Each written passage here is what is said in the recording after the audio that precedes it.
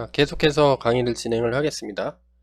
이전 강의에서는 요거에 대해서 살펴봤었죠. 우리가 파라미터하고 아규먼트에 대한 거에 대해서 살펴보고 있었는데요. 첫 번째 강의, 이게 이어지는 강의거든요. 첫 번째 강의에서는 우리가 요거를 했습니다. 파라미터하고 아규먼트의 개념이 도대체 뭐냐, 요거를 살펴봤습니다. 이렇게 요거를 살펴봤고, 요거는 이전 요 재생 목록에서 요 앞에 있는 강의를 참고를 하시면 돼요. 또 지금 할 거는 얘입니다. 터미널 환경에서 아규먼트가 작동하는 원리를 간단하게 설명을 해 드리려고 해요. 그래서 아규먼트를 주로 여러분들이 소프트웨어를 개발하면 웹이나 앱으로 랩핑해서 서비스를 하거나, 아니면 API, REST API를 쓰기 전까지는 터미널에서 작업을 많이 하거든요. 실제로 터미널에서 더 많이 쓰는 경우가 많고, 개발자의 경우에.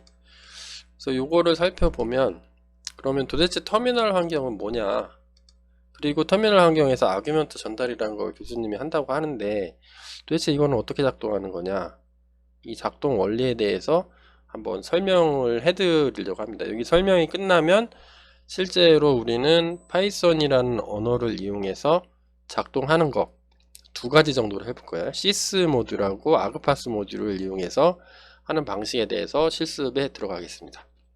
그럼 본격적으로 한번 살펴볼까요? 자, 운영체제하고 쉘이라는 게 있고 터미널이라는 게 있습니다. 이게 상당히 헷갈리죠. 그리고 구글링을 해봐도 뭐 당최 뭐 이도 저도 아니게 또 이상하게 설명을 해놓거나, 아니면 설명을 해도 초보자들이 알아듣기 어렵게 이렇게 설명이 되는 경우가 종종 있습니다. 그래서 요거를 명확하게 해놔야 우리가 터미널 환경에서 아규먼트를 전달한다는 의미를 파악할 수가 있기 때문에 그거에 대한 이론적인 내용을 먼저 설명해 드리겠습니다. 네, 컴퓨터 구조라는 내용이 있는데요. 컴퓨터 구조라는 게 이제 대학에 가면 정규 수업으로 있습니다. 대부분 소프트웨어 관련된 학과, 아니면 컴퓨터 관련된 학과로 진학을 하시면 3학점짜리로 이제 구성이 돼 있어요. 줄여서 이쪽 전공하는 사람은 컴구라고 많이 하는데, 컴퓨터 구조에서 보면 주로 다루는 게 아키텍처 부터 시작해서 CPU, 메모리, 그 다음에 저장 장치, 이런 것들이 어떻게 효율적으로 관리되고 운영되고, 실제로 컴퓨터 구조는 어떻게 생겼는지, 이런 것들을 이제 가르치는 과목인데, 컴퓨터 구조상으로 보면은 이제 우리가 하드웨어가 있고, 크게 소프트웨어라는 놈이 있죠. 자, 하드웨어는 이제 생각하지 않고 전자과 하시는 전기전자 하시는 분들이 잘 만들어 주시는 거니까 우리는 그걸 받아서 소프트웨어 하는 사람들은 잘 쓰면 되죠. 컴퓨터 구조에 하드웨어하고 소프트웨어가 있는데, 이 소프트웨어 중에 핵심이 되는 것 중에 하나가 오퍼레이팅 시스템이라는 게 있습니다. 줄여서 OS라고 많이 불러요. 그래서 하드웨어가 이렇게 있으면 그 위에 운영체제가 올라가죠. 여러분들이 많이 쓰는 윈도우 10, 11 이런 거, 다음에 iOS, 안드로이드, 리눅스, 기타 등등 많이 있습니다. 그래서 하드웨어 위에 이런 것 중에 하나가 이렇게 올라가는 거죠. 올라가고 카톡이 이 위에 앱들이 있는 거죠. 카톡도 있고 파워포인트도 있고 이게 많이 있는 거죠. 많이 올라가 있는 거죠. HWP도 있고 이런 앱들이 올라가는데, 이제 운영체제는 이렇게 생겼습니다. 커널이라는 게 있고요. 커널은 뭐냐면 운영체제가 하드웨어를 제어를 합니다. 예를 들어서 카톡이라는 앱을 쓰고 있는데, 카톡이 메모리가 필요하면 하드웨어한테 바로 가서 야 메모리 좀 줘, 이렇게 하지 않습니다. 중간에 반드시 OS를 거쳐서 OS가 쳐다보고 있다가 하드웨어 상황 살펴봐서 된다, 카톡 실행해도 돼, 그러면 얘가 주는 겁니다. 이렇게. 그래서 운영체제가 중간에 있는데, 운영체제는 하드웨어 직접 제어를 하는 거죠. 이 하드웨어를 직접 제어를 하는 핵심 소프트웨어 아니면 핵심 소스 코드 뭐 이런 것들을 일컬어서 커널이라고 부릅니다. 핵심. 자, 그 다음에 쉘이라는 게 있는데, 쉘은 뭐냐면 운영체제가 예를 들어서 메모리를 할당 받는다든가 아니면 파일을 지우거나 삭제한다든가 뭐 다양한 작업을 다 해주죠. 아니면 인터넷을 연결하게 해준다든가 이런 것들을 하는데, 일반적으로 이 커널에 있는 소프트웨어를 사용자들은, 여기 사용자들이 밖에서 쓰는 거죠. 컴퓨터를. 얘가 이제 컴퓨터가 되는 겁니다. 컴퓨터 안에서 쓰는데 직접 사용할 수가 없으니까 중간에 이거 얘한테 사용자가 명령을 내려야 되는 어떤 중간 역할이 필요하죠. 그래서 그 중간 역할을 하는 거를 쉘이라고 합니다. 쉘이 있고, 애플리케이션은 이 쉘을 통과를 해서 요청을 하게 되면 요 운영체제가 하드웨어를 적절하게 관리할 수 있도록 해주는 역할을 하고 있어요. 쉘은 운영체제 외부에서 사용자의 명령을 받겠죠. 사용자의 명령을 받아서 얘를 운영체제 바깥의 사용자니까 얘를 운영체제한테 전달을 해줍니다. 커널이 되겠죠. 핵심 소프트웨어한테 전달을 해주고, 그럼 커널은 거기에 맞는 작업을 하겠죠. 하드웨어를 이용해서. 그러면 결과가 나올 건데, 그 결과를 다시 쉘로 전달을 해줘요. 운영체제가. 야, 실행 결과 결과는 이거야 라고 알려줍니다. 그러면 쉘은 그거를 다시 여기에서 받아가지고 예를 들어서 파일이다, 파일 복사, 파일 처리 하는 부분에 대해서 이쪽 쉘의 이 부분에서 가서 쓰면 결과가 이렇게 나오는 거죠. 그럼 요거를 사용자들한테 알려주는 겁니다. 애플리케이션을 통해 가지고. 쉘을 이용하는 방법은 크게 두 가지로 구분할 수가 있겠는데요. 첫 번째는 CLI 환경이 있고, 두 번째는 GUI라는 환경이 있습니다. CLI는 커맨드 라인 인터페이스인데, 직접 사용자가 스탠다드 인풋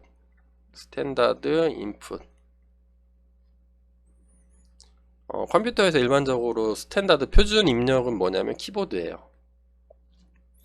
키보드를 직접 쳐가지고 명령어를 입력을 하면 이 쉘이 그 명령어를 읽어서 운영체제 커널한테 시키는 거죠. 야, 이것 좀 해줘. 그러면 하면은 결과 받아서 그 결과가 어떤 건지 사람들한테 알려주는 거죠. 그래서 일반적으로 이런 쉘은 여러분들 윈도우 같은 경우에는 파워쉘이라는 게 있고, 윈도우의 커맨드 창 이런 것들 있죠.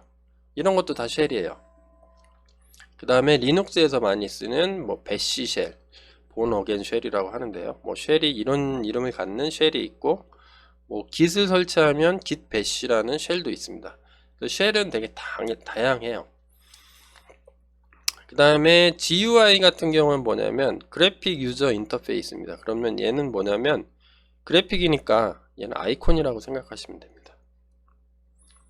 아이콘이나 이런 그 윈도우 창 같은 게 떠가지고 그 창을 클릭한다든가 터치한다든가 다양한 인터페이스를 통해서 마우스나 터치 이런 휴먼 인터페이스가 있겠죠. 걔를 이용해서 명령어를 예를 들어서 카피 복사하기 버튼을 누르면 파일이 복사된다든가, 아니면 인터넷 연결 누르면 인터넷 연결이 된다든가, 그 복사하는 작업은 다 커널에서 하겠죠. 운영체제에서 커널에서 하드웨어를 제어하면서 하게 될 겁니다. 대표적인 거는 뭐를 들 수 있냐면 파일 탐색기. 파일을 탐색하는 거는 윈도우 창이 뜨고 그 창에서 마우스로 클릭하거나 오른쪽 클릭해서 메뉴를 추가로 받은 다음에 거기에 해당되는 작업을 하는 거죠. 그리고 또 대표적인 게 커널하고 같이 움직이는 게 작업 관리자 있죠. 우리 윈도우로 치면 설정 클릭하고 작업 관리자 이렇게 클릭하면 창이 떠서 프로세스가 뭐가 돌아가고 있는지, 메모리가 어떤 건지, 아니면 프로세스를 강제로 죽인다든지, 이런 작업들은 실제로는 사람이 할 수가 하는 일이 아니죠. 운영체제가 하는 건데, 운영체제한테 시키려면 뭔가 인터페이스가 있어야 되잖아요. 접점이. 그 접점을 그래픽으로 쉽게 얘기하면 윈도우 창, 윈도우 창 내지는 뭐 아이콘 뭐 아니면 뭐 기타 등등 사람이 눈으로 볼 수 있는 거를 통해서 키보드 이외의 것들로 입력해서 하드웨어 운영체제의 커널을 제어하는 거를 GUI를 이용한 쉘이라고 얘기할 수가 있겠어요. 뭐 네트워크 관리자도 마찬가지죠. 랜카드 인터넷 접속 뭐 설정하는 거 있죠. IP를 뭐 한다든가 뭐 기타 등등 인터넷 연결 그러니까 네트워크 연결과 관련된 작업들을 커널에게 시킬 때 뭐 이런 것들을 하게 됩니다. 이 그림을 다시 쓰면 뭐 이렇게 그릴 수도 있습니다. 쉘이 여기가 있는데 제가 볼 때는 여기서 제가 딱 카피를 해왔는데 이게 좀 더 맞는 것 같아요. 이 그림이. 왜냐하면 사용자들이 쉘을 직접 쓸 수도 있고 애플리케이션을 직접 쓸 수도 있습니다. 뭐 카톡 이런 데에서 뭐 카톡 보내기 버튼 메시지 보내기 이렇게 딱 클릭을 하면 얘는 GUI가 되겠죠. 클릭을 하면 커널한테 야 메시지 보내 그러면 하드웨어에서 랜카드가 있겠죠. 랜카드를 통해서 뭔가 작동을 하고 작동 결과를 받겠죠. 잘 보냈으면 보냈다 못 보냈으면 뭐 보내기 실패 아이콘으로 뭐 X 아이콘이 뜬다든가 이런 작업들을 하는 거죠. 이런 부분들은 다 사용자들이 직접 쓰는 유저 스페이스라고 볼 수가 있습니다. 큰 그림으로 보면 얘네는 운영체제로 쌓여 있다 이렇게 표현한 그림이에요. 뭐 그림을 다르게 그려서 그렇지 얘랑 뭐 돗진 개찐 거기서 거기라고 봐도 되는 거죠. 쉘을 잘 쓰려면 뭐 유틸리티라는 것들도 있는데 유틸리티는 뭐냐면 일반적으로 소프트웨어를 개발했을 때 핵심적인 기능은 아닌데 있으면 좋아 뭐 그런 것들을 모아놓은 조그만 소프트웨어들을 유틸리티라고 부릅니다. 그럼 쉘을 잘 쓰려면 쉘이 뭐 배시 쉘, git 배시, 뭐 파워쉘 뭐 이런 게 있는데 뭐 거기서 직접 써도 되는데 여기에 뭐 별도로 뭐 몇 개를 더 만들어서 모아놓을 수도 있겠죠. 네, 이런 식으로 되어 있는 게 쉘이라고 합니다. 그래서 쉘은 제일 쉽게 생각하면 윈도우 같은 경우에는 뭐 파워쉘 열면 쉘을 작동해서 명령어를 운영체제한테 준다. 이렇게 생각하면 제일 간단하고요. 운영체제 관점에서 다른 관점으로 보면 쉘을 다르게 그릴 수도 있습니다. 근데 이제 터미널에서 작업한다는 거로만 한정을 하게 되면 그런 개념이 적용이 되는 거죠. 사용자들은 이런 쉘 환경을 통해서 작업을 많이 해요. GUI로 하는 경우도 많지만 개발자들은 대부분 쉘 환경에서 작업을 하는 것들을 선호를 합니다. 왜냐하면 빠르게 입력을 할 수가 있으니까. 자, 이렇게 되는 게 운영체제하고 쉘하고 사용자, 애플리케이션의 관계라고 볼 수가 있습니다. 그래서 모든 것들은 쉘을 통해서 간다 이렇게 그릴 수도 있고요. 어떤 쉘이 특정 사용자 영역에서 직접 사용하는 거로 그릴 수도 있다. 그림을. 둘 다 맞는 거예요. 둘 중에 뭐가 맞아요 이렇게 하는 건 없습니다. 둘 다 그리기 나름 개념적으로 그리신 분들의 개념에 따라 조금씩 달라질 수 있습니다. 큰 그림에선 그렇다는 거예요. 쉘은 키보드로 입력해서 운영체제한테 뭔가를 부탁해서 운영체제가 하드웨어를 제어해서 일을 하고 그 결과를 받는 역할을 해주는 중간 단계의 어떤 소프트웨어다. 그렇게 생각하시면 되겠습니다. 자, CLI 환경을 살펴볼게요. GUI 환경은 뭐 우리가 크게 신경 쓸 게 없죠. 주로 우리가 쓸 거는 CLI 환경이니까 소프트웨어를 작동하는 원리를 한번 설명해 드릴게요. 자, 터미널 환경, 터미널을 하나 열었어요. 윈도우 창을.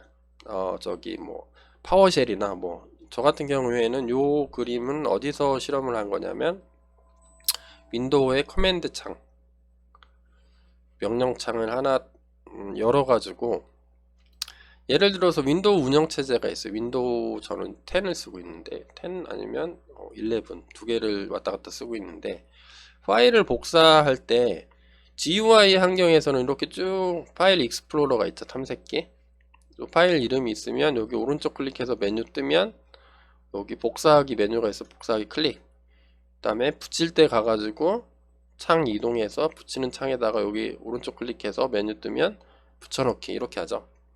여러 번의 작업들이 필요한데 그 터미널 환경은 터미널에서 이제 쉘을 이용을 하는 거죠. 쉘을 이용할 때 어떻게 하는지 좀 살펴볼게요. 뭐 카피라는 명령이 있어요. 좀 전에 여기서 얘기했던 요 작업을 카피라는 명령어를 통해서 하는 겁니다. 일련의 작업들을 어떻게 하냐면, 어떤 커맨드 창에서 뭐 이렇게 떠 있으면 제일 먼저 앞에다가 요거 카피라는 명령어를 써줘요. 그러면 이 카피는 얘가 쉘이 해석을 해서 얘는 카피라는 명령어인가 보다 한 다음에 얘 카피라는 명령어야 해서 얘한테 OS한테 보내주는 겁니다. 운영체제한테 윈도우 10이나 11한테 각자 가지고 있는 운영체제를 보내주는 거죠. 근데 카피라는 걸 하려면 이 파일을 homework.ppt를 복사해서 현재 디렉토리에 현재 폴더에 homework2.ppt라고 만들고 싶을 때 복사하기 기능이 있는 거잖아요. 그러니까 내가 복사할 원본 그 다음에 사본 이 두 개가 필요하죠. 이거를 복사해서 사본 이름이 필요한 거죠. 사본으로 복제해줘 이렇게 되는 거죠. 그러면 얘 명령어가 들어가고 이 명령어를 수행하는 데 필요한 두 가지 조건이 있는데 이 두 가지 조건을 아규먼트로 보내주는 거예요. 얘가 운영체제한테 보내줄 아규먼트가 되는 겁니다. 그러면 운영체제는 얘를 다 받아요. 세 개를 딱 받은 다음에 첫 번째는 카피라는 거구나. 그 다음에 두 번째를 쭉 받아서 이게 원본이구나. 이거를 그럼 메모리에 복사한 다음에 세 번째 거 보니까 복사한 거를 요런 이름으로 쓰라는 거구나. 이렇게 작동이 됩니다.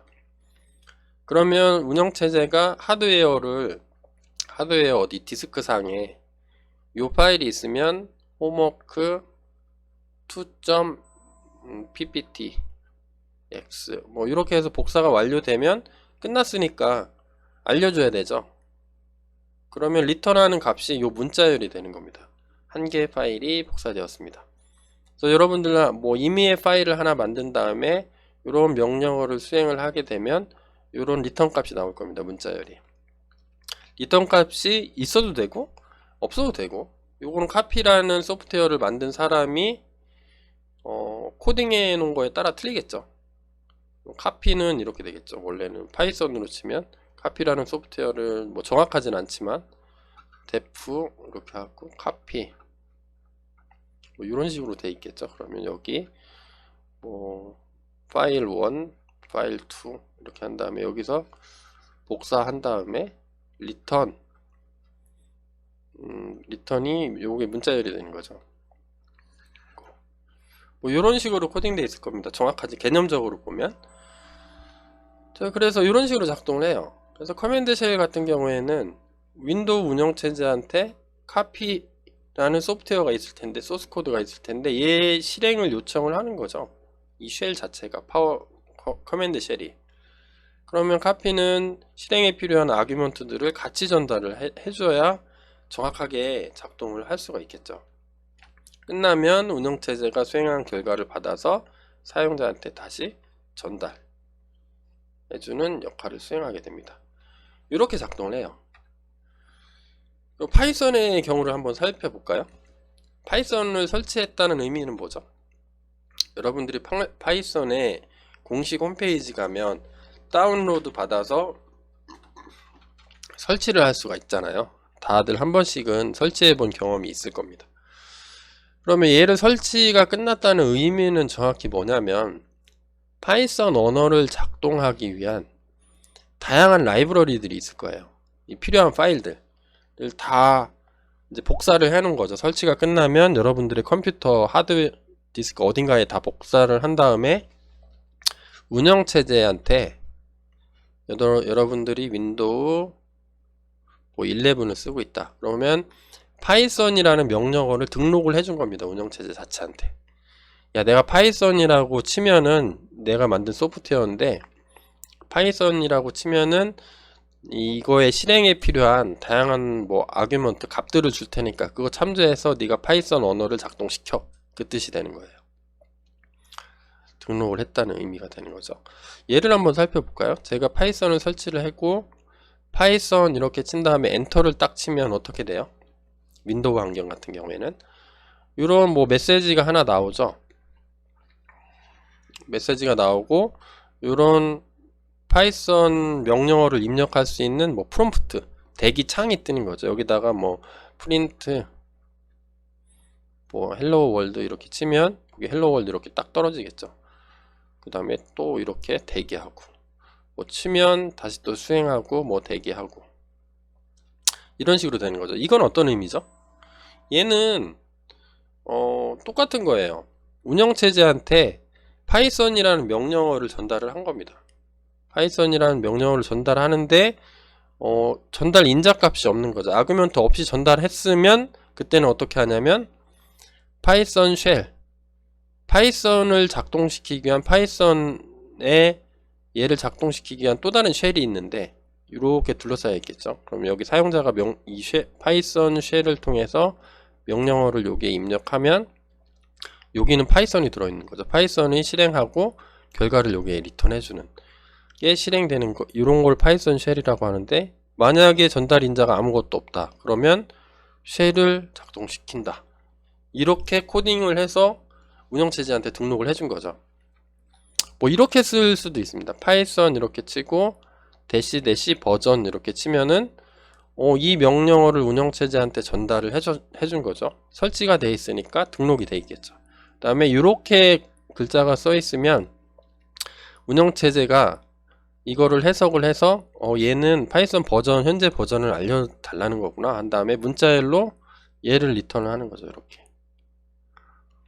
그 다음에 이런 경우도 있죠. 여러분들이 test.py라는 파일을 하나 만들고, 스크립트 파일이죠. 하나 만든 다음에 여기 안에 쭉 명령어를 넣어놨는데 프린트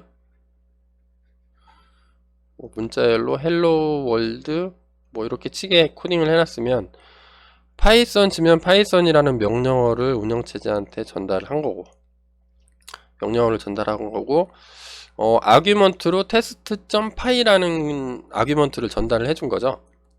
그럼 test.py 확장자가 뭐뭐.py라는 파일 이름이 들어오면 이 파일을 열어서 다 실행시켜. 그 실행되는 모든 결과를 여기에 다 찍어줘. 이런 뜻으로 약속이 돼 있는 거죠. 파이썬 같은 경우에는. 그래서 다시 정리하면, 저 때문에 안 보이나요? 네, 이렇게 하면 운영체제는 오퍼레이팅 시스템은 해당되는 명령어, 여기서는 파이썬이었고 이전에서는 카피라는 명령어였고, 이 명령어에 해당하는 소프트웨어를 찾습니다. 그리고 이 소프트웨어들은 파라미터를 갖고 있겠죠. 이 파라미터는 값을 대입을 해줘야 되니까 그 대입할 값들을 여기 아규먼트에서 찾아서 각각을 대입을 해준다는 거죠. 이렇게 요 아규먼트에 이런 식으로 작동을 하는 겁니다. 자, 그러면 이런 게 있는 거죠. 이게 왜 필요했냐면 내가 만든 파이썬 스크립트가 있는데 이 스크립트 이름이 add.py라는 게 있어요. 그래서 요거는 어떻게 코딩되어 있냐면 add 두 개를 받아서 더한 다음에 뭐 리절트를 출력을 해요. 결과를. 그런 다음에 실제 두 개 더한 값을 리턴을 합니다. 아주 그냥 제가 막 대충 만들어 본 거예요. 만약에 이 스크립트 자체가 호출이 되면 얘를 실행하라는 뜻이죠. 자, 터미널에서 요 add.py를 실행시키려면 어떻게 하면 돼요? 파이썬이라는 명령어를 주고 아규먼트로 add.py라는 .py 스크립트 이름을 준 거죠. 요걸로 붙어 있으면 얘를 쭉 실행해 라는 거죠. 전부 다 실행하면서 나오는 결과는 다 터미널에 보여줘. 만약에 프린트 같은 게 있다 그러면 다 보여주는 거죠. 그러면 프린트 명령어는 여기 한 줄 있으니까 요 결과값이 이렇게 실행이 되겠죠. 근데 문제가 있습니다. 이 코드의 문제는 뭐냐면 이게 안 되는 거죠. 아니, 개발자들이 볼 때 제일 문제점이 되는 건, 아니 이게 이렇게 코딩해 놓으면 항상 2하고 3만 들어가잖아요. 이 코드 있는 그대로 수행을 하니까. 그러면 이렇게 하고 싶은 거예요. 직접 내가 원하는 아규먼트를 이런 코드 상에서는 전달할 수가 없죠. 때려 죽여도 안 돼요. 아니, 나는 그 다양한 값을 입력해서 소프트웨어를 실행을 시키고 싶은데 안 되냐? 그런 거죠. 그러면 이거를 가능하게 하려면 솔루션이 두 가지 정도가 있을 겁니다. 첫 번째 솔루션이 있고 위쪽에 두 번째 솔루션이 있을 텐데, 첫 번째 솔루션에는 이게 가능하겠죠. 예를 들어서 요 밑에다가 요거 한 줄 있었는데 요 한 줄을 바꿔서 제가 이렇게 쓸 수도 있겠죠. 또 input이라는 명령어가 있거든요, 파이썬에. 그러면 뭐 두 수를 입력하세요 라고 여기 프롬프트에 나옵니다. 두 수를 입력하세요. 요게 실행하는 과정에서 이렇게 나와요. 두 수를 입력하세요. 얘는 생각하지 말고. 그러면 점점 나오고 여기다 뭐 숫자 두 개를 입력하면 얘가 요 입력된 값을 뭐 두 개를 띄어쓰기로 만약에 구분을 했다. 그럼 띄어쓰기 분리한 다음에 각각을 출력하게 되면 출력을 해보고 add a 플러스 a, b 요 함수로 호출하는 거죠. 이렇게. 자, 이렇게 하면은 사용자가 원하는 일종의 아규먼트를 전달할 수가 있겠죠. 자, 이렇게 쓰는 방식이 하나가 가능할 거고요. 또 다른 방식은 이런 것도 가능할 겁니다. 스크립트 실행에 필요한 값을 아규먼트로 넘겨주면 되지 않냐, 이런 거죠. 예를 들어서 파이썬은 이제 명령어죠. 얘가 전달되고, 그 다음에 요거 요 세 개는 아규먼트가 되는 거죠. 첫 번째 아규먼트는 뭐뭐.py니까 요 스크립트 파이썬 파일을 전체적으로 다 실행해, 그 뜻인 거고, 이거 실행할 때 뭐 2하고 3이 들어가는데 2하고 3도 잘 받아가지고 두 개 더한 값을 리턴해줘, 이런 식으로 코딩할 수도 있을 겁니다. 터미널 상에서 아규먼트를 전달하는 방식으로 하는 것도 가능하겠죠. 첫 번째 방식도 가능하고 두 번째 방식도 가능합니다. 그러면 이런 거죠. 또 꼰대 학생들은 꼰대 교수님한테 꼭 이렇게 물어봐요. 제가 슬라이드를 별도로 만들었습니다. 아이 교수님, 그러면 두 개 다 가능하다는데 뭐가 좋은 거예요? 저희는 뭘 해야 됩니까?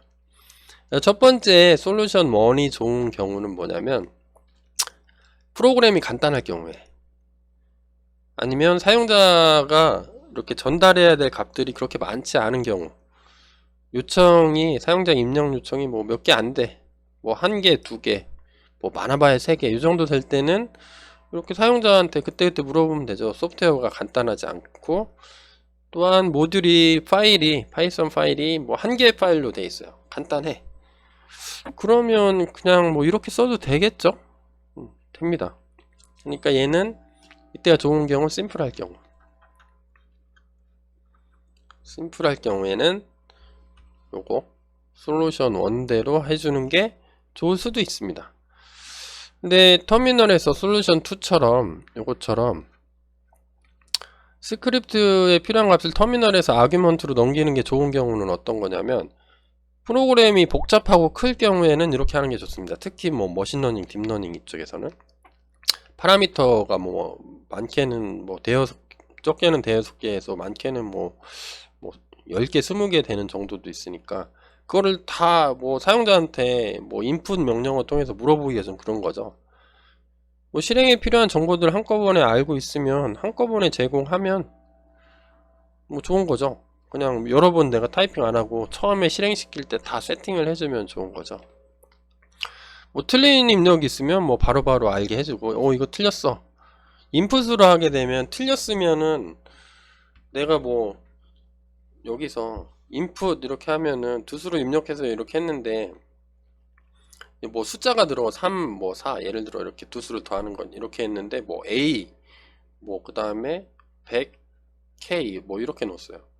이러면 더하기가 안 되잖아요. 그러면 이게 에러 처리를 한 다음에 처음부터 다시 실행해야 되나요? 아니면 그냥 쑥 지나가야 되나요? 이런 문제점이 생긴다는 거예요. 그리고 이거를 처리하는 것도 까다로울 수가 있습니다. 이 코드가 복잡해진다면.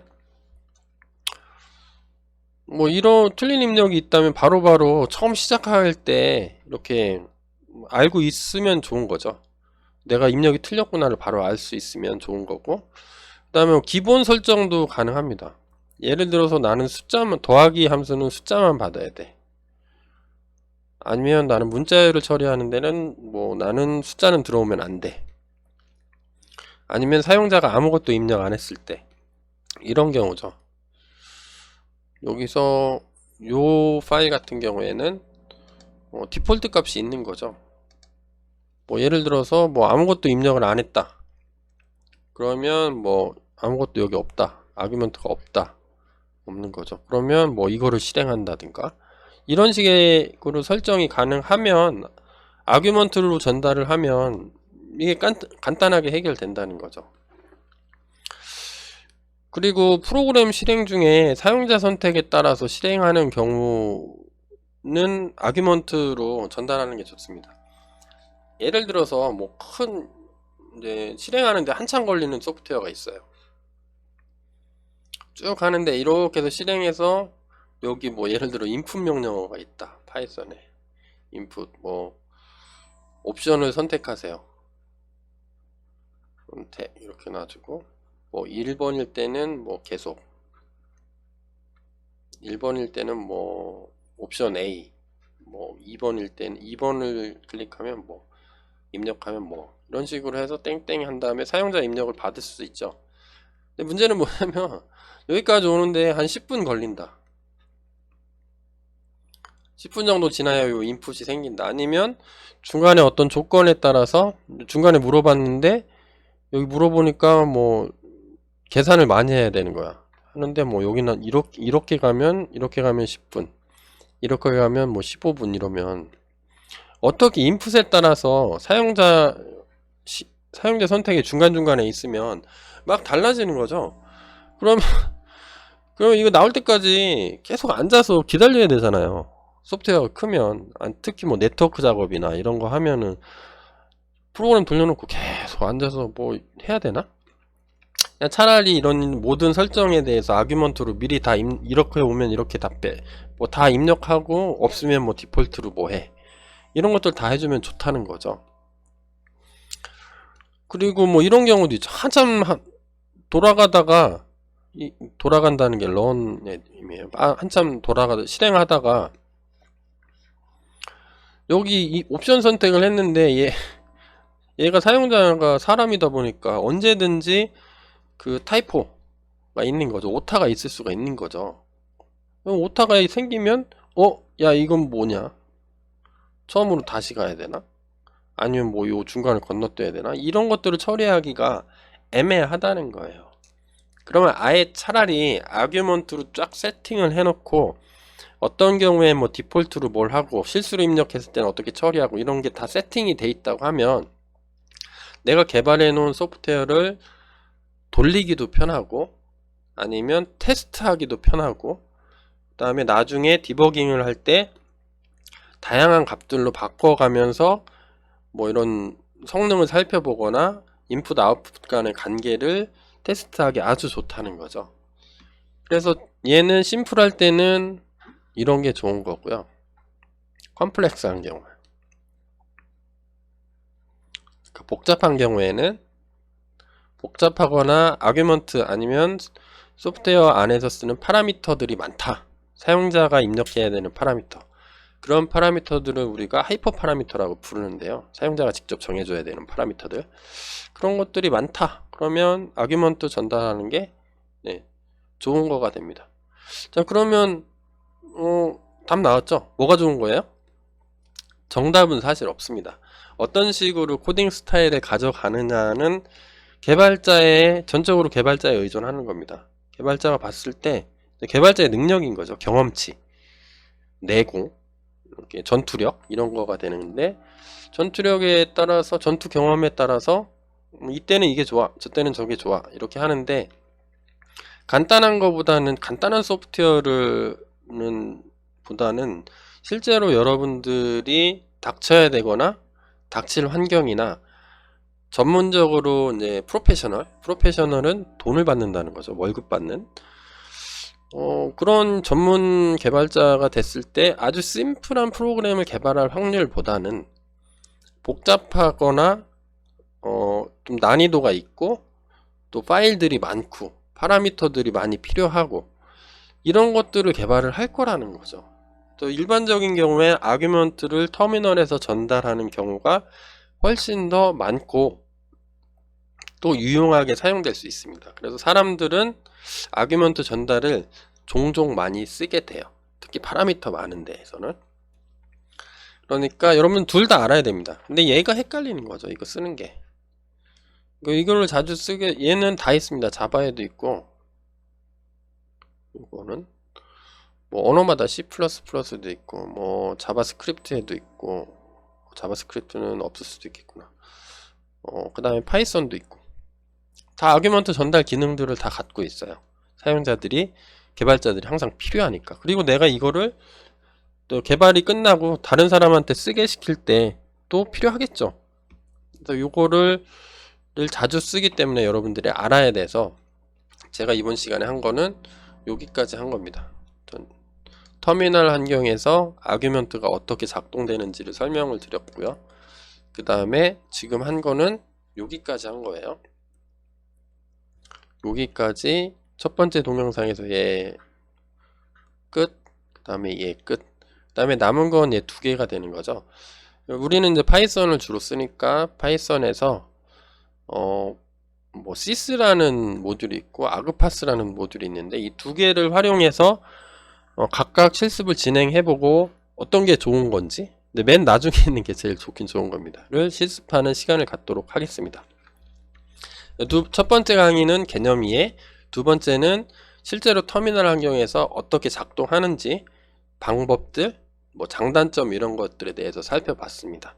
여기까지 강의 들으시느라고 힘드셨죠? 제가 또 꼰대다 보니까 이것저것 막 주저리 얘기해서 듣기 힘들으셨을 텐데 뭐 여러분들 개념 이해하는데 도움이 되셨기 바라고요. 그 다음 동영상 두 개 이어가지고 실습을 같이 진행하도록 하겠습니다.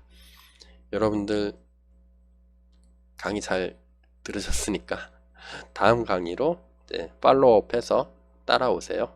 네, 강의 들으시느라고 수고하셨습니다. 감사합니다.